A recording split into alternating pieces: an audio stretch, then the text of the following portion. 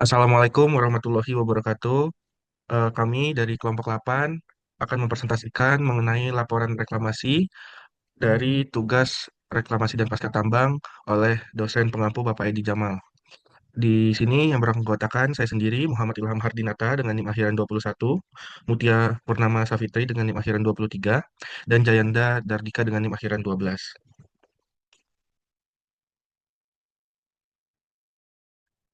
Baik, pada bab satu ini, saya akan menjelaskan latar belakang dan identitas dari pemegang izin usaha pertambangan, yaitu PT Vale Indonesia, TPK. Perusahaan ini berbentuk perseroan terbatas dan merupakan pemegang izin usaha pertambangan khusus atau UPK, dengan masa berlaku dari 5 Maret 2024 hingga 28 Desember 2035. Kegiatan operasional berpusat di Sorowako, Kabupaten Luhut Timur, Provinsi Sulawesi Selatan, sementara kantor pusatnya sendiri berada di Jakarta, tepatnya di Swiss Tower. Lalu luas total wilayah konsesi mencapai 70.566 hektar yang tersebar di beberapa kecamatan. Selain itu, tersedia juga berbagai fasilitas pendukung seluas 3.775 hektar untuk menunjang aktivitas operasional seperti kantor, gudang, stockpile, IPL, dan fasilitas lainnya. Lalu dalam aspek lingkungan, PT Vale telah menunjukkan komitmennya melalui penerapan dokumen lingkungan seperti AMDAL serta penggunaan sistem manajemen lingkungan berbasis ISO 14.001 dan prinsip-prinsip ICMM. Perusahaan juga secara rutin melaporkan kinerja lingkungannya ke kementerian dan dinas yang terkait dengan lingkungan. Lalu, lokasi operasi tambang berada di wilayah geologi batuan ultramafik yang kaya akan nikel laterit. Untuk mendukung kegiatan ini, telah dibangun jalan tambang sepanjang 3 kilometer dan dioperasikan berbagai armada alat berat. Lalu, sebelum ditambang, kawasan ini merupakan hutan negara yang termasuk zona Welles, yaitu kawasan dengan keanekaragaman hayati yang tinggi. Oleh karena itu, dalam pelaksanaan reklamasi, perusahaan berfokus pada pemulihan fungsi ekologis, termasuk habitat satwa, siklus ais, dan kesuburan tanah. Selanjutnya,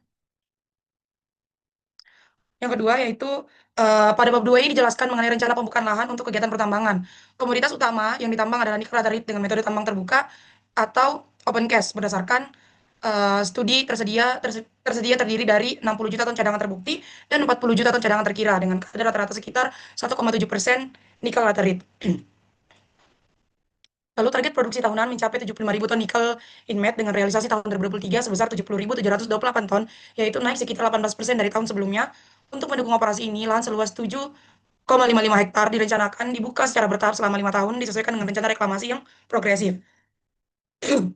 Tahapan kegiatan tambang dimulai dari land clearing secara terbatas, dilanjutkan dengan pengupasan tanah penutup pada topsoil dan batuan overburden. Topsoil disimpan di stockpile untuk digunakan kembali saat reklamasi, sementara overburden digunakan sebagai backfill. Material batu dan pasir berkualitas rendah dimanfaatkan untuk konstruksi jalan tambang. Penanganan banjir dirancang dengan sistem pengelak atau pengelak tersaring, saluran pembuangan, dan kolam pengendap sedimen. Penimbunan mencakup topsoil sebanyak 15.100 meter kubik, batuan samping yang dipisahkan antara NAF dan PAF, serta penataan stockpile biji dan limbah. Limbah B3 disimpan di TPS berisin, sedangkan limbah non B3 diolah di RDF Plan. Jalan tambang dirancang sesuai dengan Kepmen SDM nomor 1827 pada tahun 2018 dengan spesifikasi teknis seperti kemiringan di atas 12%, tanggul pengaman dan drainase memadai. Lalu kalau pengendap sedimen direncanakan sebanyak 4 unit dengan volume masing-masing 5.500 meter kubik, dilengkapi dengan teknologi koagulasi atau flokulasi serta lamela gravity settler atau LGS. Sementara itu fasilitas penunjang seperti kantor, gudang, dan IPL akan dibongkar setelah masa operasi berakhir. Kemudian lahannya akan direklamasi dan ditata kembali untuk fungsi pasca tambang yang berkelanjutan.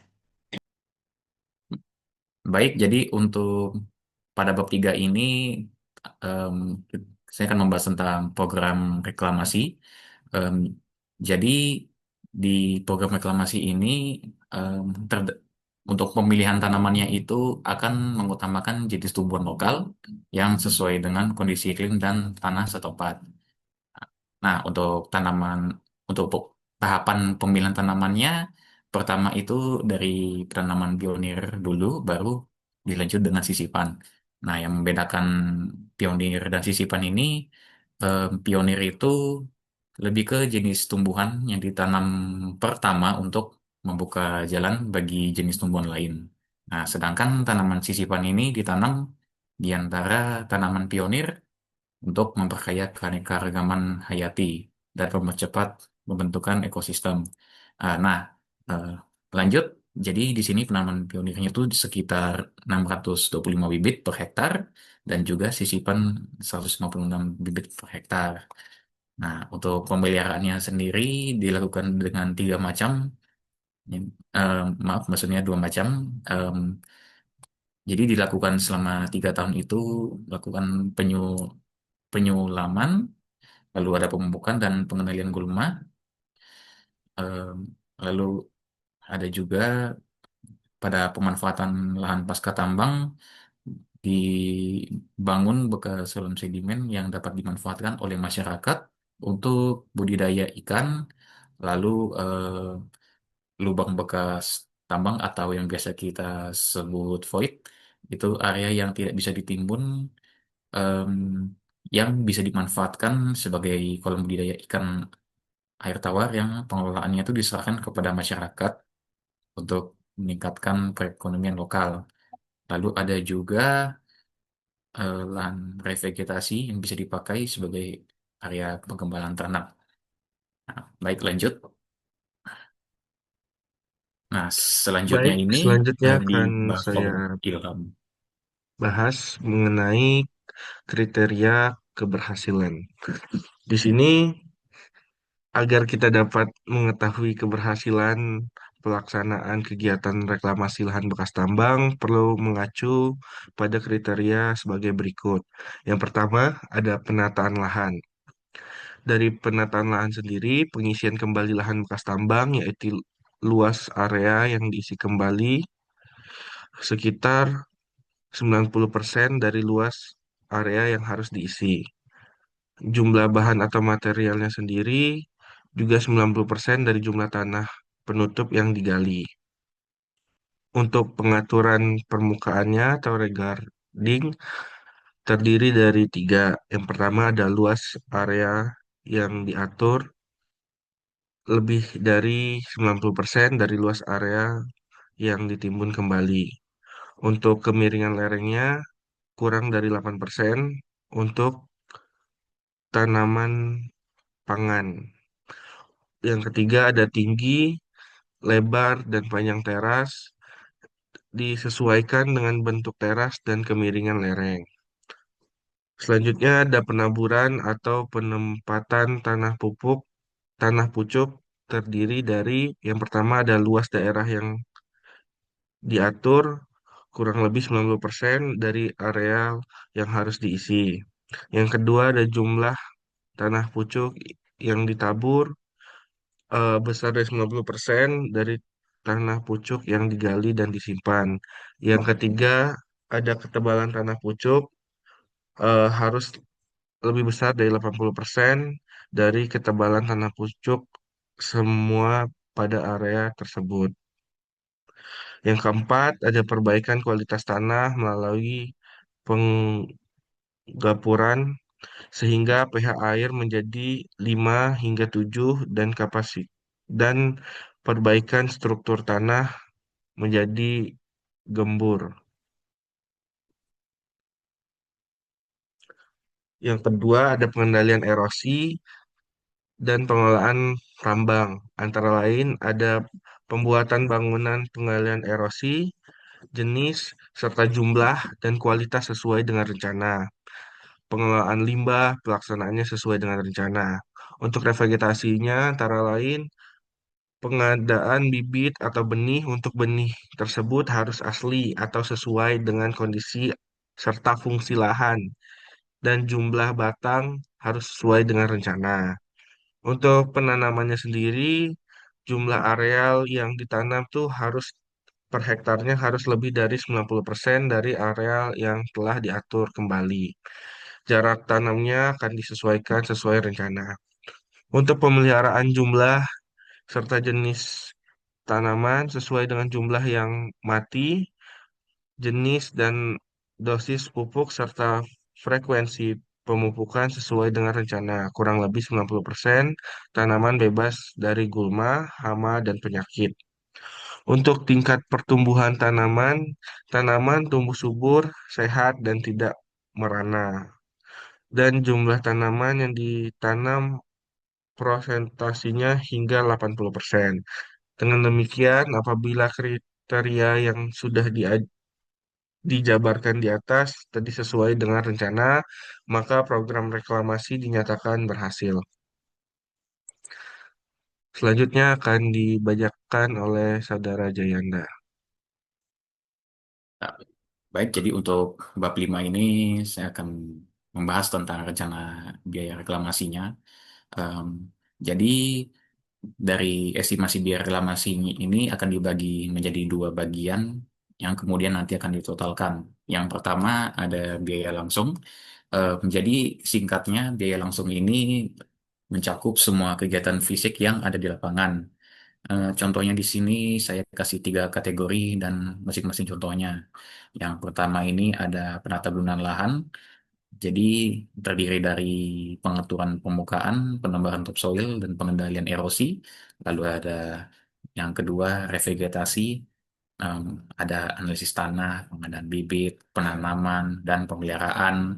Lalu ada juga yang ketiga, em, pencegahan dan penanggulangan AAT atau air asam tambang dengan dengan adanya pembangunan kolam sedimen dan penggunaan kapur atau tawas. Nah, selanjutnya yang kedua itu ada biaya tidak langsung.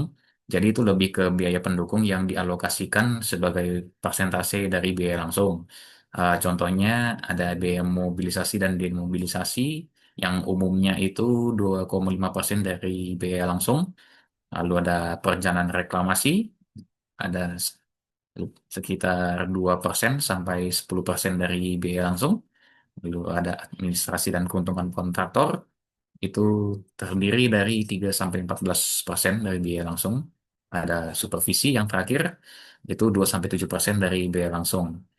Nah, jadi dari data yang saya dapat, total estimasi biayanya selama 5 tahun 5 tahun reklamasi ini itu 124,4 juta yang bisa nanti dibuktikan di slide selanjutnya.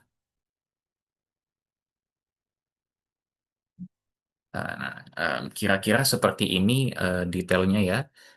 Untuk biaya langsung ada biaya penata gunaan lahan, ada revegetasi, penanggulangan dan pencegahan dan penanggulangan AHT sesuai seperti yang saya bilang tadi. Ada total biaya langsungnya juga pada tiap tahun dari biaya 1 sampai 5, dan juga di tabel sebelah kanan bisa lihat juga biaya tidak langsung. Sama seperti yang saya bilang, ada biaya mobilisasi dan demobilisasi, biaya perencanaan reklamasi, lalu ada biaya keuntungan kontraktor dan supervisi. Nah, jadi kalau sudah dapat total biaya langsung dan tidak langsungnya, nantinya akan langsung ditambahkan jadi total. Bisa kita lihat pada tabel rencana biaya reklamasi ini, dari tahun 1 sampai 5 masing-masing berbeda. Nah, di bisa kita lihat ya totalnya tuh ada yang 29 juta, 19,8, 30,5 dan sebagainya.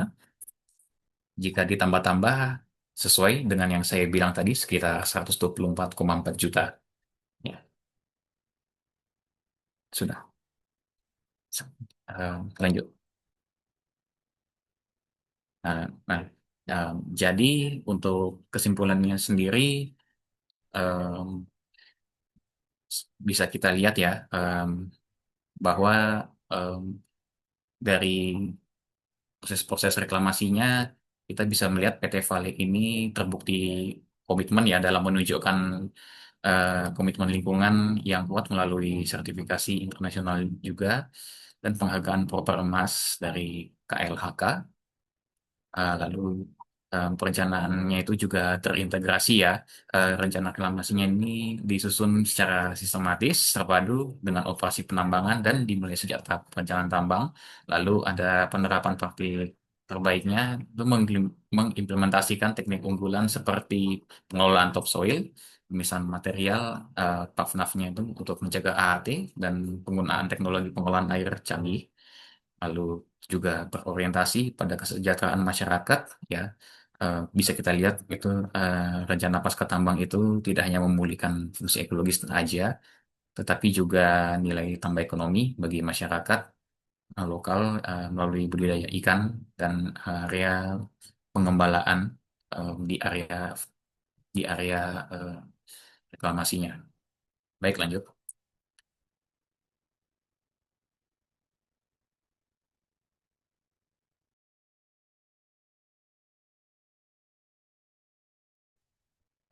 Sekian presentasi dari kelompok kami. Jika ada salah kata, mohon dimaafkan. Wassalamualaikum warahmatullahi wabarakatuh.